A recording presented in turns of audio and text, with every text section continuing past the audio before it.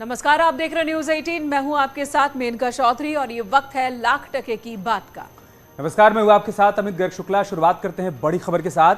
देश की बढ़ती जनसंख्या का मुद्दा एक बार फिर से चर्चा में है। एक बार फिर से इस पर सियासत तेज है। इस बार बीजेपी सांसद रवि किशन ने जनसंख्या का मुद्दा छेड़ा है। प्राइवेट बिल के जरिए रवि किशन ने इस मुद्दे को उठाया, जिस पर सियासत जारी है। उधर बढ़ती जनसंख्या पर मुख्यमंत्री योगी आदित्यनाथ ने एक बार फिर से चिंता जताई है।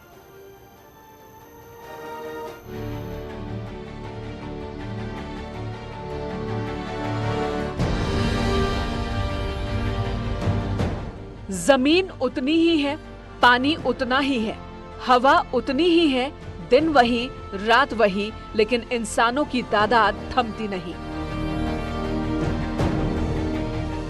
दरअसल इंसानों की बढ़ती आबादी समस्या है, दूसरे लफ्जों में कहें तो चिंता का सबब। लेकिन इससे भी ज्यादा चिंता का विषय ये है कि जनसंख्या नियंत्रण का तरीका क्या हो, हमारे देश में सिर्फ सियासत का विषय बनकर रह गया है। सबसे पहले समझिए कि बढ़ती जनसंख्या चिंता का विषय क्यों है। भारत के पास दुनिया की 2.4% जमीन है और पानी 4%, लेकिन आबादी 18% से ज्यादा है और ये असंतुलन बढ़ता ही जा रहा है। लेकिन चिंता की बात ये है कि ये मुद्दा उठता जरूर है, लेकिन बात इससे आगे बढ़ती नहीं। अब रवि किशन ने मुद्दा छेड़ा है संसद में प्राइवेट बिल के जरिए। तो 2019 से मेरा ये बिल पेंडिंग है। एक भविष्य के लिए, एक भारत के भविष्य के लिए, एक सुपर पावर भारत जैसे यशस्वी प्रधानमंत्री मोदी जी देख रहे हैं, ये तभी पॉसिबल होगा जब इसकी जड़ें मजबूत होंगी, जनसंख्या पर नियंत्रण होगा। चाइना ने जिस तरह से अपने आप को ग्रो किया, सुपर पावर भारत बनने की पूरी इसकी पॉसिबिलिटी है, प्रोवाइडेड कि हम जनसंख्या पे एक नियंत्रण करें। अभी हम लोग 135 करोड़ की आबादी और जॉब सरकारी फिर वो नहीं होना चाहिए जो श्रीलंका में हो रहा है। बीती 11 जुलाई को जनसंख्या दिवस पर सीएम योगी ने इस मुद्दे पर अपनी बात रखी थी, जिस पर खूब सियासत हुई थी। अब रवि किशन ने मुद्दा छेड़ा है तो सियासत भी गर्म है। पॉपुलेशन हमारी एक शक्ति भी है, लेकिन समस्याओं को भी जन्म देती है। यदि जनसंख्या बेइंतहा बढ़ जाए तो फिर बहुत प्रॉब्लम क्रिएट होती हैं। भाई, आप कितनी सड़कें चौड़ी करेंगे, आप कितने मकान बनाएंगे, आप कितने रोजगार क्रिएट करेंगे। मुझे नहीं लगता कि सरकार संजीदा है।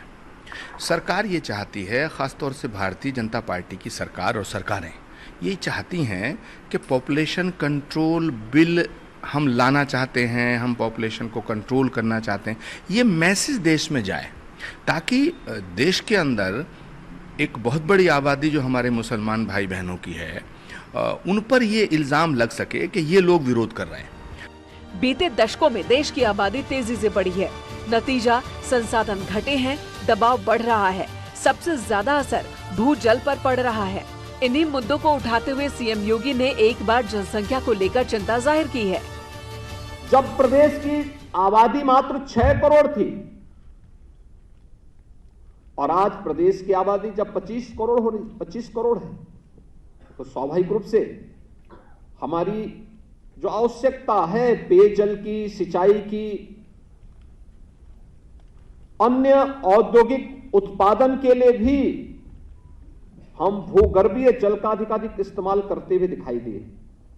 जिस तेजी के साथ आबादी बढ़ी और जिस तेजी के साथ औद्योगिकीकरण हुआ और भूगर्भीय जल का दोहन हुआ, उस अनुपात में भूगर्भीय जल के संरक्षण और उसके संवर्धन के लिए जो कदम उठाए जाने चाहिए थे, बीच के कालखंड में उसमें बरती गई लापरवाही का खामियाजा भुगतना पड़ा और उसका परिणाम था कि अनेक विकासखंड अतिदोहित की श्रेणी में आकर के डार्क जोन की श्रेणी में चले गए। भारत में जनसंख्या नियंत्रण जरूरी है, जिस पर सभी राजनीतिक दल चिंता भी जाहिर करते हैं, लेकिन इसे नियंत्रित करने के लिए क्या उपाय किए जाएं, इसे लेकर तमाम तरह के अंतर्विरोध दिखते हैं। Bureau report, news 18। तो बढ़ती आबादी आखिर चिंता का विषय क्यों है, इसे समझना होगा। 2011 की जनसंख्या के मुताबिक भारत की जनसंख्या 121 करोड़ थी। संयुक्त राष्ट्र के आंकड़ों के मुताबिक अब तक भारत की आबादी 138 करोड़ तक पहुंच चुकी है और इस साल के अंत तक 140 करोड़ पहुंच जाएगी। बिल्कुल, और ये आंकड़े चिंताजनक हैं, क्योंकि ये आंकड़े वैश्विक लिहाज से देखें तो पूरे विश्व की जमीन का सिर्फ 2.4% ही भारत के पास है।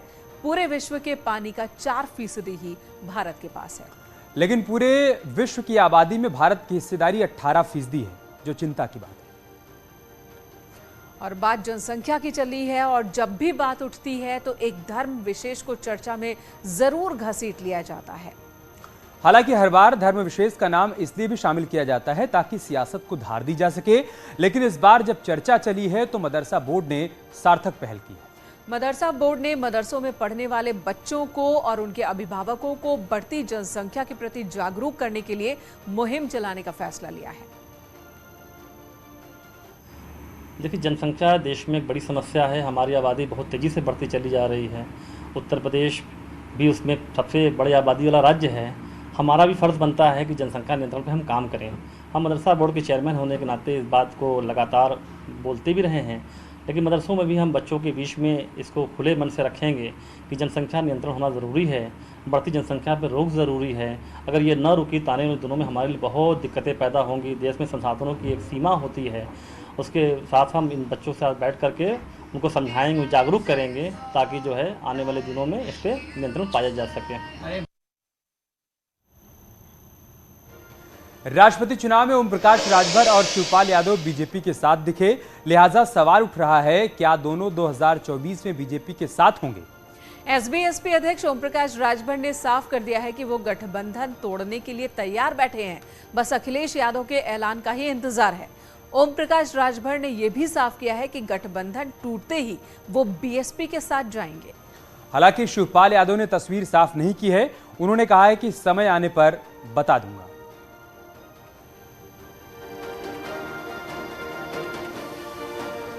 कि 2024 आप एनडीए के साथ होंगे। अब ये आपको समय आने पर सब पता चल जाएगा, कहाँ हैं, कहाँ रहेंगे, कहाँ, तो ये समय पर सब पता चल जाएगा। अखिलेश जी के लिए कोई नसीहत? अब समय आने पर सब आपको पता चल जाएगा।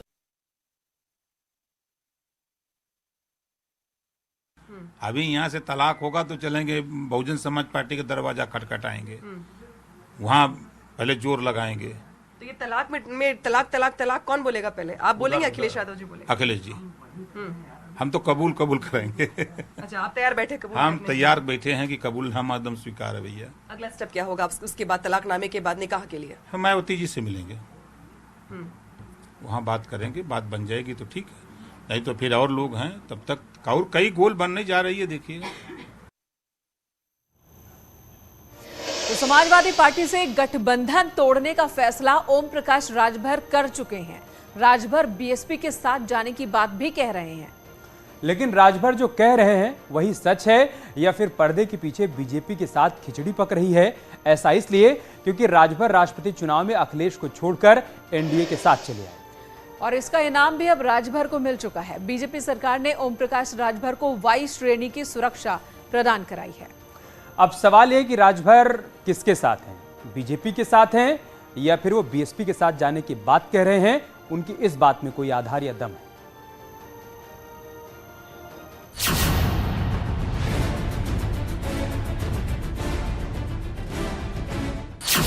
राष्ट्रपति चुनाव में समर्थन, राजभर को मिला इनाम,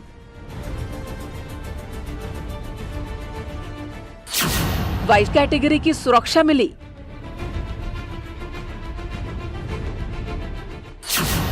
सुरक्षा के लिए छोड़ा एसपी का साथ,